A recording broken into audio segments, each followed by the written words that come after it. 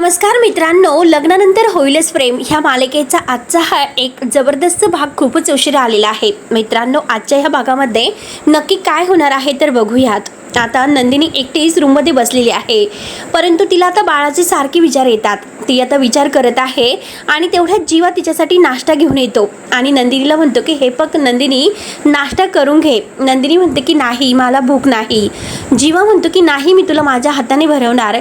आणि तो लगेच आता एक चमचा घास घेतो आणि म्हणतो की हा बाळाच्या आईचा म्हणजे बाळाचा पहिला घास असे म्हणणार. तोच त्यांना बाळाची आठवण होते आणि बाळाची आठवण झाल्यानंतर जे मिसकॅरेज झालेलं आहे त्याबद्दल त्यांना आठवते आणि दोघे आता डोळ्यामध्ये पाणी आणत एकमेकांकडे पाहत असतात. त्यानंतर नंदिनी जीवाला एक घास भरवते आणि म्हणते की कालपासून तुम्ही सुद्धा काही खाल्लं नाही, मला माहिती आहे. तेव्हा जीवा म्हणतो की एक चकाचक बाई, आपण जीवा नंदिनी आहोत, आपल्याला काही होत नाही, आपण कितीही उपाशी राहू शकतो, पण कधी कधी मला भीती वाटते जरा. त्यावरती नंदिनी विचारते की भीती?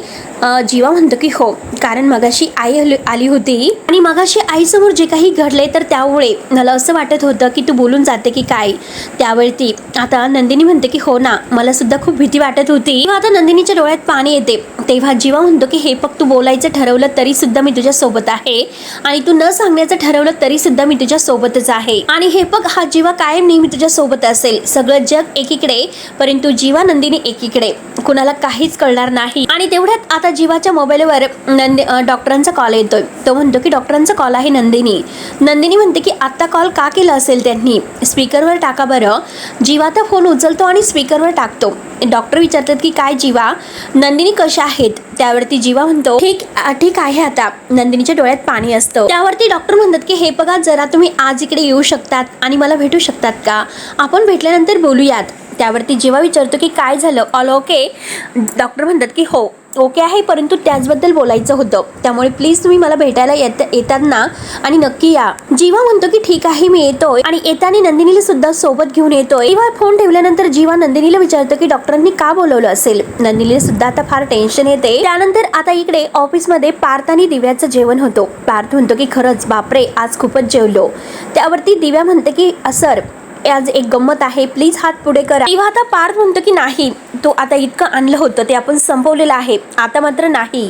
दिव्या ऐकायला तयारच नसते. दिव्या म्हणते की नाही बघा, तुमच्या डब्यातील मी मटार पुलाव आहे तो संपवलेला आहे, त्यामुळे तुमची आई तुमच्यावर नाही ओरडणार. आणि तुमचा डबा रिकामा आहे, त्यामुळे सर बघतात काय हात रिकामा आहे, करा लवकरात लवकर पुढे. आणि दिव्या म्हणते की जाऊन द्या, तुम्हाला जर करायचं नसेल तर मीच करते. आणि लगेच ती हात पुढे करून त्या हातामध्ये बडीशेप आहे ती दाखवते. पार्थ म्हणतो की अच्छा, म्हणजे बडीशेप आहे तर, म्हणजे बडीशेप तुम्ही खायला आणलेली आहे तर. दिव्या म्हणते की हो घ्या ना, आणि हसते आणि पार्थला बडीशेप खायला देते. आणि तेवढ्यात मात्र आता ह्या दिव्याच्या हातातील बडीशेप सगळी काही खाली सांडते. पार्थ घ्यायला लागणार तो म्हणतो की कशी सांडली. तेव्हा आता पार्थ ही खाली वागते आणि दिव्या सुद्धा ती बडीशेप घेण्यासाठी खाली वागतात. दोघांची टक्कर होते आणि परत म्हणते की आई ग, डोक्याला हात लावते. ऍक्च्युली सॉरी, खरंच काय झालं, बडीशेप ती खाली सांडली आणि ती बडीशेप खालून मी घेत होते आणि तेव्हाच मला करंट लागला. आता पार्थ तिच्याकडे पाहतच असतो तर दिव्या म्हणते की सर, अहो सर, पटकन टक्कर मारा, नाहीतर आपल्याला शिंग फुटते. आणि तेवढ्यात पार्थला मात्र काव्याची आठवण होते. एका वेळी मात्र पार्थ आणि काव्याची अशी धडक झालेली असते. आता काव्या सुद्धा त्याच्यावर चिडलेली असते. तुम्हाला नीट बघून चालता येत नाही का. त्यावरती पार्थ काव्याला म्हणलेला असतो आणि पार्थ तिला म्हणलेला असतो की हे बघा, काव्या एकदा टक्कर झाली की परत टक्कर करायची असते असं म्हणतात, नाहीतर शिंग येतात. आणि पार्थला त्या क्षणाची आठवण होते. तेवढ्यात दिव्या आता म्हणते की सर. तेव्हा पार्थ म्हणतो की सेम मी ते असंच काहीतरी विचार करत होतो. आणि तेवढ्यात दिव्या सर करत येते आणि जोरात पार्थला पुन्हा एक धडक देते. आता काव्य ही दिव्या सुद्धा डोकं चोळते आणि पार्थ सुद्धा डोकं चोळत आहे. आणि परत ही दिव्या हसते आणि म्हणते की हे बघा सर, टक्कर तर आपली झाली, परंतु थोडीशी बडीशेप वाया गेली. परत कॅन्टीन मध्ये जाते आणि तुमच्यासाठी बडीशेप घेऊन येऊ का असं म्हणते. तेव्हा आता पार्थ म्हणतो की दिव्या, आल्यापासून आपण खाण्यापिण्याबद्दलच बोलतोय. आज प्रेझेंटेशन आहे, त्यामुळे आपल्याला वेळेत प्रेझेंटेशन द्यायचं आहे, त्यामुळे आपण फक्त त्याचाच विचार करूयात. दिव्या म्हणते की सर, अहो तुम्ही कशाला इतकं टेन्शन घेतात, मी मस्त प्रेझेंटेशनची तयारी करते, तुम्ही फक्त मला ओके म्हणा. त्यावरती पार्थ म्हणतो की ठीक आहे ओके. आणि या असे बोलून आता दिव्या बाहेर निघून जाते आणि पार्थ मात्र फोनवर बोलत असतो. काहीतरी फोन झाल्यानंतर तो फोन ठेवतोय आणि तो मात्र आता काव्याची आठवण काढत असतो, डोक्याला हात लावत छोट्या छोट्या गोष्टीमध्ये काव्या खरंच तुमची खूप आठवण येते हो, असं स्वतःला म्हणतोय. त्यानंतर मात्र आता इकडे ही वसुहत्या मात्र रम्याला फोन करते आणि रम्याला कशी आहे विचारते. अगं खरंच तुझी खूप आठवण येते आणि विजयराव सुद्धा छोट्या छोट्या गोष्टीमध्ये तुझी खूपच आठवण काढतात. आणि तुला येते का विजयरावांची आठवण? तेव्हा त्या रम्याला काही आठवण वगैरे येत नसते, ती थोडीशी रागावते. तर वसुहत्या तिला म्हणते की अगं छोट्या छोट्या म्हणजे गोष्टीमध्ये आता विजयला तर आठवण येतेच, परंतु हे बघ अगं तू विजयरावांचं खोटं तरी काहीतरी बोलू शकते की मला आठवण येते, खोटं तरी हो म्हणू शकते ना. बरं ठीक आहे, जाऊन दे हे सर्व. आणि तुझी ट्रीटमेंट खूप चांगली चालू आहे, खरंच ते ऐकून खूप बरं वाटलं. आणि लवकरात लवकर मात्र खणखणीत बरी हो आणि लवकरात लवकर घरी ये, कळले ना तुला आता. आणि चल आता मी फोन ठेवते. आता फोन ठेवायला लागणार तोच लगेच आता ही विजयरावांची आई आहे तर ती धडपडत आता ह्या वसुहत्याला येऊन टक्कर देते आणि त्या दोघींची धडक होते. वसुहत्याच्या हातातील फोन खाली पडतो आणि वसुहत्या तिच्यावर ओरडते की काय हो, दिसतं की नाही तुम्हाला? तेव्हा आता ती विजयरावांची आई म्हणते की अहो खरंच मला दिसलं नाही, मी जरा घाईत होते. तेव्हा लगेच वसुहत्या तिच्या चेहऱ्याकडे पाहते आणि विचारते की काय हो, तुम्ही विजयरावांची आईच आहात ना? तुम्ही मला ओळखलत का? मी रम्याची आई वसुंधरा शिंतोडे. तेव्हा आता आठवतं का तुम्हाला? अहो ओळखलत का तुम्हाला? तर विजयरावांची आई पाहत असते आणि परत म्हणते की हो मी ओळखलं ना, मी कशी तुम्हाला विसरेल बरं. आणि हे बघा अहो तुम्ही थोडेसे बारीक झालेले आहेत म्हणून पटकन लक्षात नाही आले. तेव्हा वसुहत्या तर आणखीनच खुश होते बारीक झाले म्हटल्यानंतर. आणि हो का, अहो खरंच ना, असं विचारत असते. आणि खरं सांगते अहो हे सगळं तुमच्या मुलामुळे झालेलं आहे. इतक्या वेगवेगळ्या प्रकारचे चहा करून तो पित असतो, हर्बल टी काय काही ना काही तो करत असतो आणि मला सुद्धा देत असतो आणि त्यामुळे मात्र हे सगळं झालेलं आहे. तर मी खरं सांगू का, तुमचा मुलगा खरंच खूप हुशार आहे, इतका मेहनती आहे, कोणत्याही परिस्थितीत तो इतका जुळून घेतो. म्हणूनच मी तुम्हाला तुमच्या मुलाबद्दल सांगते आणि तुम्हाला तर त्याच्याबद्दल माहितीच असेल. आणि हे बघा अहो अजून एक गोष्ट, हे बघा अहो तुमचा मुलगा आहे ना, देशमुखांचा लाडका जावई झालेला आहे आता तो. आणि तुम्हाला तर माहितीच असेल की त्याने आमच्या रम्याशी लग्न केलेलं आहे आणि तो आमच्या घरामध्ये आता घर जावई म्हणून राहतोय. आणि हे सर्व सांगितले ना तुम्हाला. आणि हे बघा मी समजू शकते आता ही विजयरावांची आई आहे, ती काही उत्तर देत नसते, ती शांत असते, परंतु तिचा चेहरा मात्र पूर्णपणे असा थोडासा गंभीर होतो. आणि मी समजू शकते बरं का, कारण तुम्हाला राग वगैरे आला असन. कुठल्याही आई बाबांना आपला मुलगा असा घरजावई राहतो हे नाही पटत आणि तुमच्या बाबतीत सुद्धा तेच झालेलं आहे. आणि त्यात म्हणजे अहो तुमची इतकी मोठी प्रॉपर्टी, इतका मोठा बंगला आणि तरी सुद्धा तुमचा मुलगा आमच्या घरामध्ये घर जावई म्हणून राहतो, हे स्वीकारणं हे शक्यच नाही, हो की नाही? आणि हे बघा मी विजयरावांच्या वतीने तुमची माफी मागते, परंतु त्यावेळेस मात्र परिस्थिती तीच होती. आता विजयरावांची आई काही उत्तर देत नाही. वसुहत्या विचार करते आणि परत म्हणते की एक मिनिट, विजयरावांनी तुम्हाला हे तर सांगितलं असेल ना की त्यांनी आमच्या रम्याशी लग्न केलेलं आहे आणि सगळं काही म्हणजे घर जावई वगैरे ते म्हणून राहत आहे, नक्की तुम्हाला सांगितलेलं आहे का? आणि काय झालं माहिती आहे का, त्या दोघांनी अगोदर कोर्ट मॅरेज केलं आणि घरचे तर म्हणायला सुरुवात केली की आम्ही तुमच्या लग्नाला नव्हतो म्हणून. विधीवर मात्र त्यांचं लग्न लावलं आम्ही. आणि हे सगळं मात्र विजयरावांनी तुम्हाला सांगितलंच असेल. आणि तेवढ्यात मात्र आता आहे त्या विजयरावांच्या ज्या आई आहे तर म्हणजे विजयरावांचे वडील येतात आणि ते म्हणतात की अगं चल ना, आपल्याला उशीर होतोय, तू इथे काय करतेस? तेव्हा वसुहत्या विचारते की हे कोण आहे? त्यावरती मात्र आता लगेच विजयरावांची आई आता वेगळंच काहीतरी कारण देणार असते. आता तो जो काही आहे त्यांचा जो नवरा आहे तर तो म्हणतो की मी यांचा नवरा आहे. तर लगेच आता नवरा म्हणायच्या अगोदर ही विजयरावांची खोटी आई आहे तर ती म्हणते की ते माझे भाऊ आहे आणि हात धरून आता जोरात हात दाबते आणि माझा भाऊ आहे असं म्हणते. थोडीशी गडबडत जाते, तिला काय उत्तर द्यावं ते काही कळत नसते. वसुहत्या तिच्याकडे पाहतच असते आणि म्हणते की हे बघा मी तुम्हाला फोन करते, आमच्या मागे थोडीशी धावपळ आहे, गडबड आहे, आम्ही आता जातो, मी तुम्हाला नंतर निवांत फोन करते. आता वसुहत्या मात्र त्या दोघेही निघून गेल्यानंतर विचार करते की नक्की हा सगळा काय प्रकार असेल बरं. रम्या बाबतीत त्यांनी एकाही शब्दाने चौकशी का केली नसेल आणि खरंच त्यांना माझा राग आला असेल की काय, मी त्यांना इतकं काही बोलले. आणि परत स्वतःलाच म्हणते की वसुंधरा अगं नको ना इतकं बोलत जाऊ, इतकं निगेटिव्ह नको विचार करत जाऊ, रम्याचे सासरचे आहेत ते. आणि जाऊन दे, मी आता विजयरावांनाच फोन करून हे सर्व काही सांगते. त्यांनाच फोन करून मला विचारावं लागेल की नक्की हा सर्व काय प्रकार आहे ते. आता ती विजयरावांना फोन करण्याचं ठरवते. त्यानंतर आता इकडे नंदिनी आणि जीवा दोघंही डॉक्टरनी हॉस्पिटलमध्ये त्यांना बोलावलेलं असतं. दोघंही आता हॉस्पिटलमध्ये येतात. नंदिनीच्या चेहऱ्यावर मात्र टेन्शनच असतं. ती थोडीशी गंभीर असते. तेव्हा जीवा तिच्याकडे बघतोय आणि तेवढ्यात प्रसूती कक्ष या नावाची पाठीमात्र त्यांच्या समोरून घेऊन जात असतात. दोघंही आता पाहतात आणि एकमेकांकडे बघत असतात. दोघांचाही चेहरा गंभीर असतो. त्यांना आता आपल्या बाळाची आठवण सारखी सारखी येत असते. तेव्हा आता जीवा हे नंदिनीकडे पाहत असतो, तर नंदिनीला मात्र आता जेव्हा ती काव्यासोबत हॉस्पिटलला आलेली असते आणि हॉस्पिटलमध्ये आल्यानंतर आता ती काव्याला हे म्हणत असते की कळस सोसणाऱ्या बायकांसाठी लेबर रूम आणि नुकत्याच जन्माला आलेल्या मुलांसाठी NICU रूम आणि ज्यांची नुकतीच डिलिव्हरी झालेली आहे अशा बायकांसाठी ऑर्डर रूम. आणि बघ ना अगं, हे काव्य सगळं आपल्यासाठी आहे. बघ ना, लवकरात लवकर सुद्धा आपल्यावर तेच वेळ येणार आहे आणि त्या रूम मध्ये आपण जाणार आहोत. खरंच हे फिलिंग्स अगदी विचार जर केला तर किती भारी आहे. त्यावेळेस आता नंदिनीला हे सर्व म्हणजे काव्याला ती बोललेली आहे आणि तिला आठवते आणि त्या क्षणाची तिला आठवण होऊन तिला आता तेव्हा किती चेहऱ्यावर वेगळाच आनंद होता. पण आज जी परिस्थिती तिच्यावर ओढवलेली आहे त्यामुळे वेगळंच काहीतरी नाराजगी तिच्या चेहऱ्यावर दिसत आहे. हे सगळं काही तिला आठवते आणि आठवण मात्र ती आता डोळ्यामध्ये पाणी आणते. जीवा तिच्याकडे पाहतच असतो आणि तेवढ्यात आता एक छोटासा मुलगा आहे आणि तो खेळता खेळता मात्र तेथे त्याच्या आईच्या मांडीवर पडतो. तेव्हा त्याची आई त्याच्यावर रागवते, अरे लक्ष कुठे असतं तुझं, आजकाल मात्र तुझी मस्ती खूपच वाढलेली आहे म्हणून थांब तुला दाखवते, असे बोलून ती मात्र आता त्याला म्हणजे फटका देत असते. तेव्हा नंदिनी आता म्हणते की अहो काय करतात तुम्ही, का मारतात त्याला. त्याची आई म्हणते की अहो तुम्हाला माहिती नाही खूप मस्ती करतोय हा, एक दिवस तुम्ही तुमच्याकडे ठेवून बघा मग तुम्हाला समजेल. आणि समजेल काय, पोरच नकोसे वाटेल तुम्हाला, असं इतका त्रास देतात. तेव्हा आता नंदिनीला वाईट वाटतं. नंदिनी आता पाहत असते आणि तेवढ्यात जीवा आता त्या मुलाच्या हाताला धरतो आणि नाही असं म्हणून आणि तो त्या बाळाला जवळ घेत म्हणतो की मूल कितीही मस्तीखोर जरी असलं तरी सुद्धा ते आम्हाला नकोय, असं आम्हाला कधीच वाटणार नाही. तो त्या बाळाला विचारतो की काय रे तुला लागलं वगैरे नाही ना. त्यावरती तो नाही म्हणतो.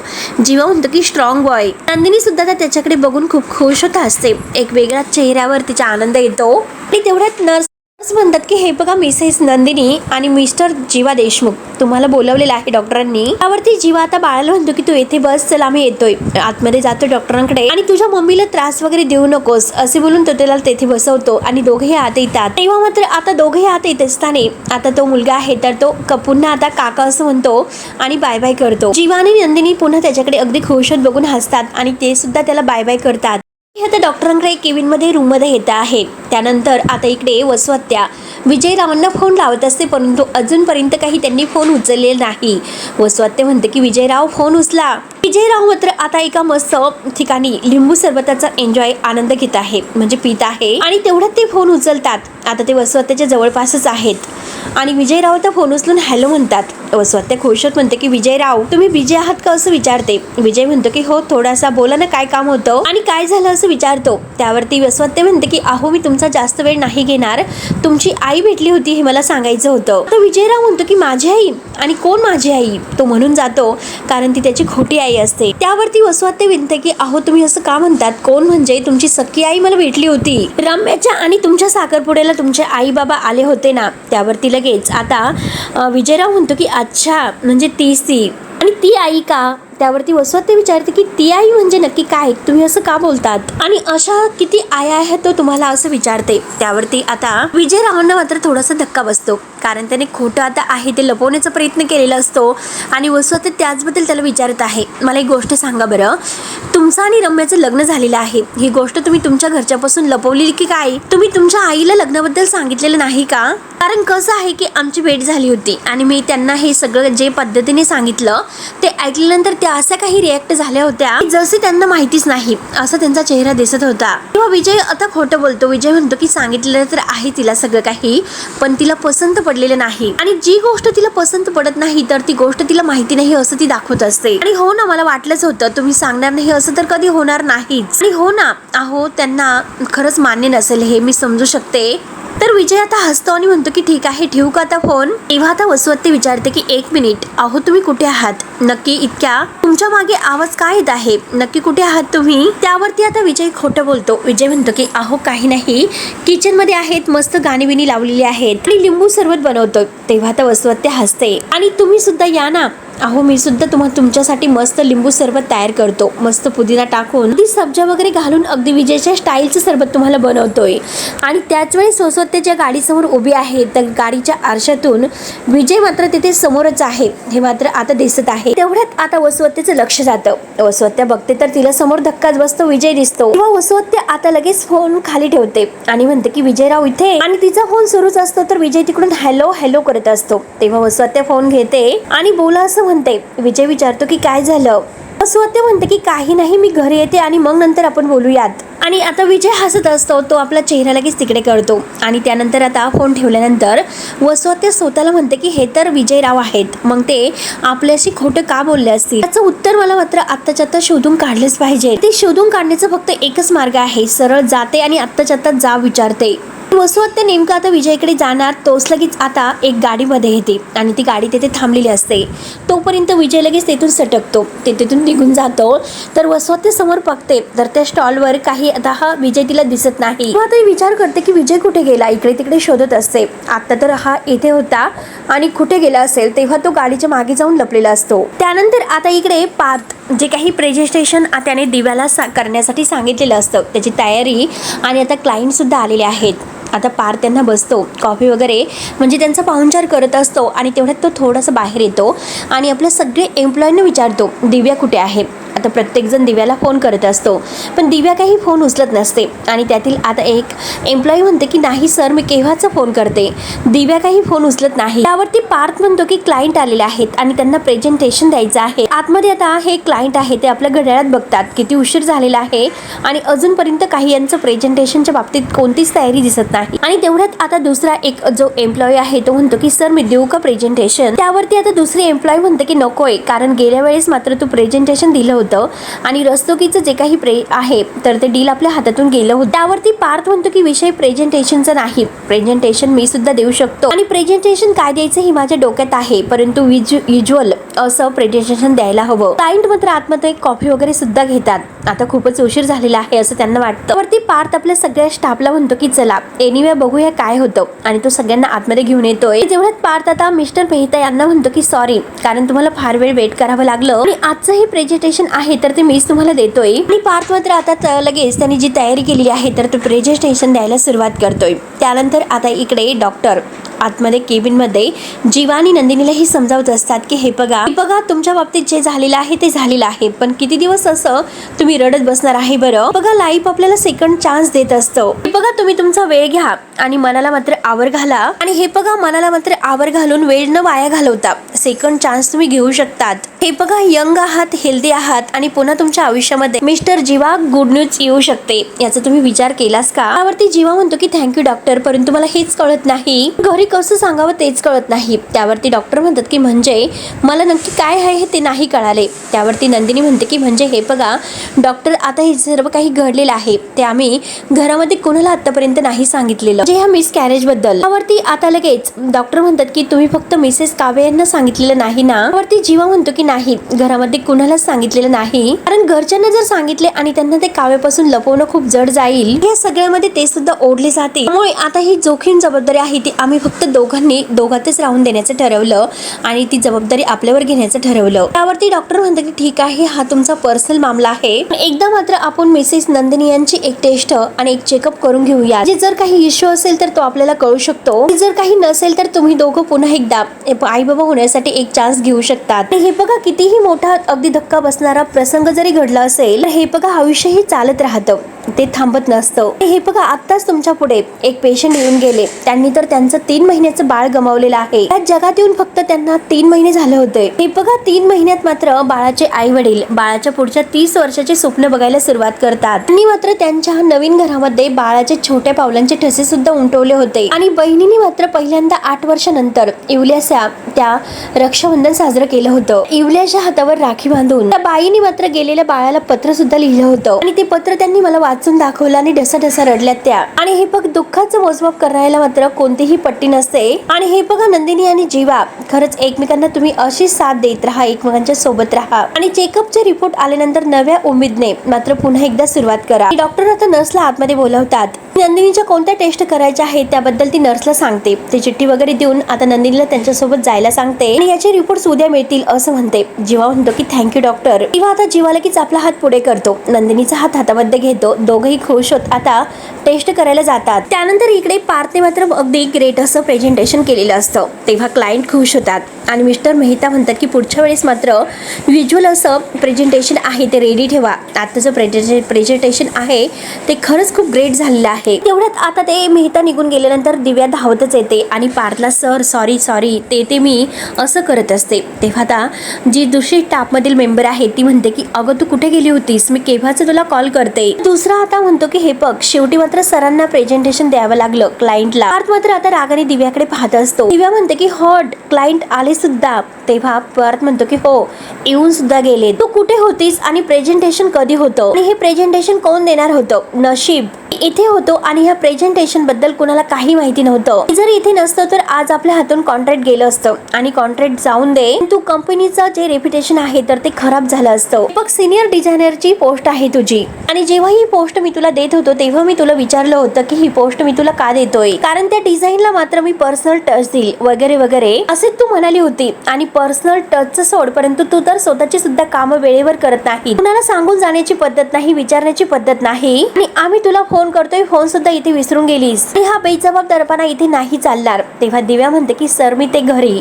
त्यावरती आता पार्थ तिच्यावर खूपच ओरडतो आणि हा इतका बेजबाबदारपणा इथे नाही चालणार असे म्हणतो. जर सोन्याचा चमचा घेऊनच जन्माला आलेले आहेत, वाटेल अगदी वाटलं होतं तर वेळेवर फोन करायचा होता. घर शोधण्याची कारणं द्यायची आणि ऑफिसला आल्यानंतर काही जोक्स करत असते, फक्त मज्जा करत असते. इनफ इज इनफ म्हणून तो मात्र दिव्यावर आता खूपच ओरडतोय. पार्थने मात्र आता डोळे खूप मोठे केलेले आहेत आणि यू आर फायर्ड असे तो जेव्हा म्हणतो तेव्हा दिव्या आता डोळे मोठे करून त्याच्याकडे पाहत असते. ती खूपच घाबरते, तिच्या डोळ्यामध्ये पाणी येते. आणि ऐकतेस ना मी तुला काय म्हणतो, आजची जी काही काम असते ना ते काम संपव. आता मात्र तुझं जे काही एज्युकेशन लेटर देऊन जा, नाही तर मात्र मी उद्या असे बोलून आता पार्थ रागानेच इथून निघून जातो. दिव्या म्हणते की सर परंतु पार्थ काही ऐकून घेत नसतो.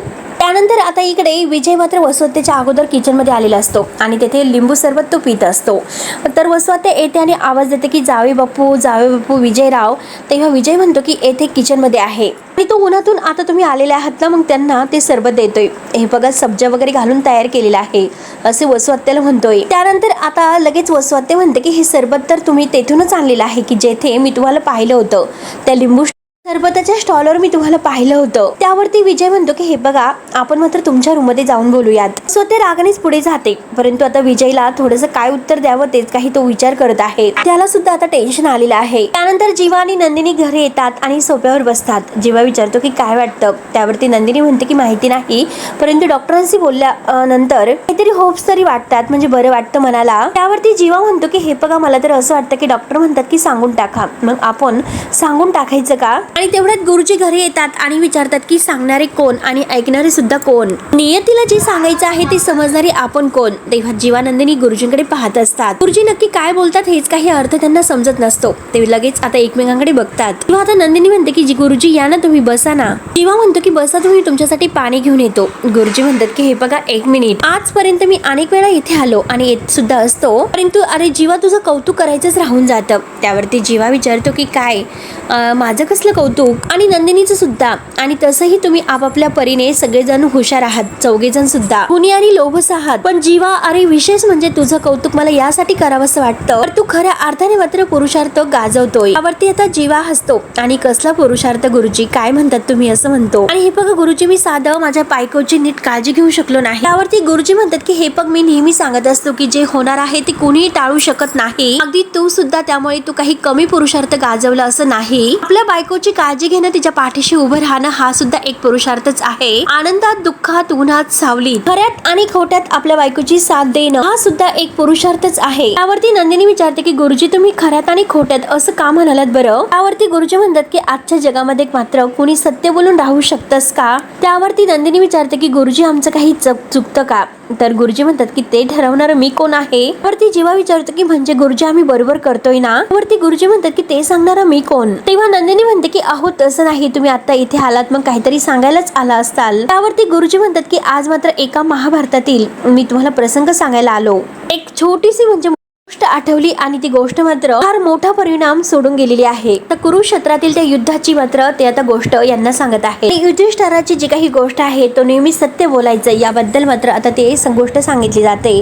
तर म्हणजे लगेच गुरुजी म्हणतात की हो अगदी बरोबर. आणि म्हणून तर आता त्याला प्रश्न विचारला गेला की जो श्रेष्ठ असतो सत्यवादी आणि सत्यवचनी असतो, खरं काय आणि खोटं काय हे ठरवण्याची जबाबदारी त्याच्याच खांद्यावर टाकली जाते आणि त्यालाच सगळे प्रश्न विचारले जातात. धर्म संकटात त्यालाच टाकलं जातं. त्यावरती आता लगेच जीवा म्हणतो की तरी सुद्धा युधिष्ठिराने उत्तर तर दिलं. उत्तर काय दिलं बरं, म्हणजे त्याने सत्य सांगितलं सुद्धा आणि लपवलं सुद्धा. अशा वेळेस मात्र सत्यापेक्षा कर्तव्य हे मोठं होऊन जातं. आणि लक्षात ठेव नंदिनी, कर्तव्यासाठी मात्र असा मार्ग कधी कधी निवडावा लागतो. तो मार्ग आपण कधीही निवडलेला नसेल. आणि हे बघ नंदिनी, तू बहीण या नात्याने मोठी आहेस, परंतु जाऊ या नात्याने तू धाकली आहेस. आणि शेवटी तुलाच या दोन्ही नात्यांचा दुवा व्हायचा आहे. हे बघ तू नंदिनी आहे आणि तूच युधिष्ठिर आहेस. त्यावरती नंदिनी म्हणते की आई असतं तर किती बरं झालं असतं. आता मित्रांनो शेवटी हा भाग येथे संपतो. पुढील भागामध्ये दिव्या आता पार्थला म्हणत असते की मुंबई सारख्या इतक्या मोठ्या शहरात माझ्यासारख्या मुलामुलींना घर काही इतकं सहजासहजी मिळत नाही. आणि जर तुम्हाला हे सर्व ओके असेल तर मी आता पटकन जाते आणि मंगळसूत्र उचलून घेऊन येते. पण हे बघा सर, मला जर कोणी नाव विचारलं तर मला सांगावं लागेल. दिव्या पार्थ देशमुख. तेव्हा आता पार्थ ह्या दिव्याकडे पाहत असतो. त्यानंतर जीवा आणि नंदिनी आपल्या रूममध्ये येतात आणि उद्याच्या रिपोर्टबद्दल बोलत असतात. नंदिनी म्हणते की हो उद्याचे रिपोर्ट्स हे पॉझिटिव्ह येतील आणि नंतर सगळं काही बदलेल. आता दुसऱ्या दिवशी ते डॉक्टरांकडे येतात, परंतु डॉक्टर म्हणतात की काहीच नॉर्मल नाहीत, म्हणजे नंदिनी कधीही आई होऊ शकत नाही असं डॉक्टरांनी सांगितलेलं असतं. तेव्हा आता मित्रांनो जीवा आणि नंदिनीला फार मोठा धक्का बसतो. नक्की पुढे काय होतं हे बघायला विसरू नका. तोपर्यंत धन्यवाद.